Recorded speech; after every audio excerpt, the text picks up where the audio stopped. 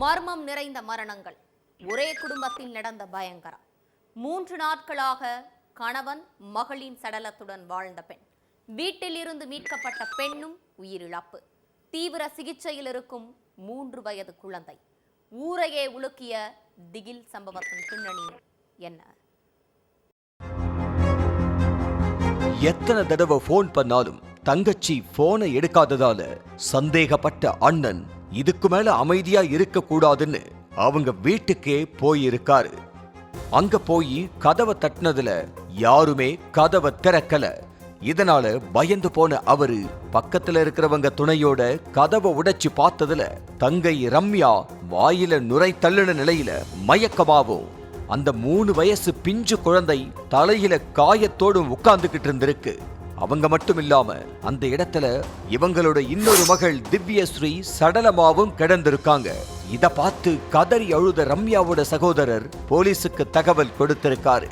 அங்க வந்த போலீஸ்காரங்க குத்துயிரும் குலை உயிருமா கிடந்த ரம்யாவையும் ரித்திகாவையும் மீட்டு மருத்துவமனையில் அனுமதிச்ச நிலையில அங்க ரம்யா சிகிச்சை பலனின்றி உயிரிழந்தாங்க. ரித்திகாவுக்கு தீவிர சிகிச்சை அளிக்கப்பட்டு வரும் நிலையில என்ன நடந்ததுன்னு போலீஸ்காரங்க தீவிர விசாரணையில இறங்கினதுல வெளியாச்சு இந்த மர்ம மரணங்களுக்கான பின்னணி.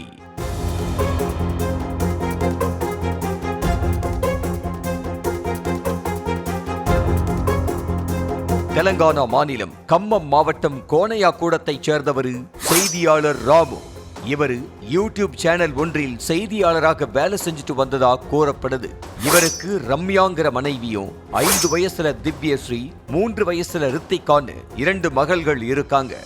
இந்த நிலையில தான் ராமு தன்னுடைய குடும்பத்தோட மாமில்லக்கூடம் கிராமத்துல வீடு ஒண்ண வாடகைக்கு பிடிச்சு காதலிச்சு திருமணம் செய்துகிட்ட ரம்யாவும் ராமுவும் மகிழ்ச்சியா குடும்பத்தை நடத்தின நிலையில 2 பேருக்கும் இடையில சிறு சிறு சண்டைகள் வந்ததா சொல்லப்படுது.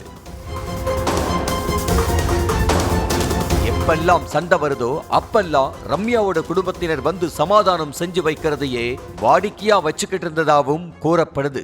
இப்படியே சண்டைகள் வந்தாலும் ராமு மனைவி ரம்யாவை அன்பா பார்த்து பாருன்னு சொல்லப்படுது.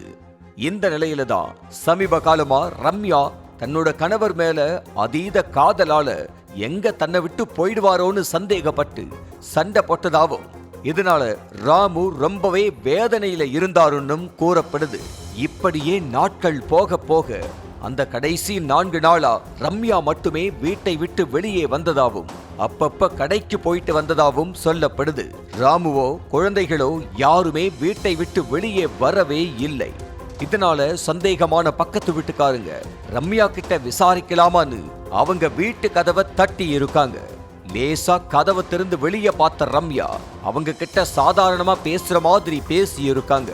அவங்களும் ராமுவை பத்தியும் குழந்தைகளை பத்தியும் விசாரிச்சிருக்காங்க. அதுக்கு ரம்யா ராமுவுக்கும் குழந்தைகளுக்கும் உடம்பு சரியில்லைன்னு சொல்லி இருக்காங்க. ஆனா ரம்யா வீட்ல இருந்து ஒரு விதமான துர்நாற்றம் வந்த நிலையில அத பத்தியும் கேட்டிருக்காங்க பக்கத்து வீட்டுக்காரங்க. அதுக்கு ரம்யா வீட்டை சுத்தம் பண்ணல அதான் அப்படின்னு முகத்துல அடிச்ச மாதிரி பதில் சொல்லிட்டு கதவை சாத்தனதா சொல்லப்படுது. இதுக்கப்புறம் தான் ரம்யாவோட சகோதரர் வீட்டுக்கு வந்த நிலையில கதவை உடைச்சி ரம்யாவையும் குழந்தை ரித்திகாவையும் மீட்டாங்க.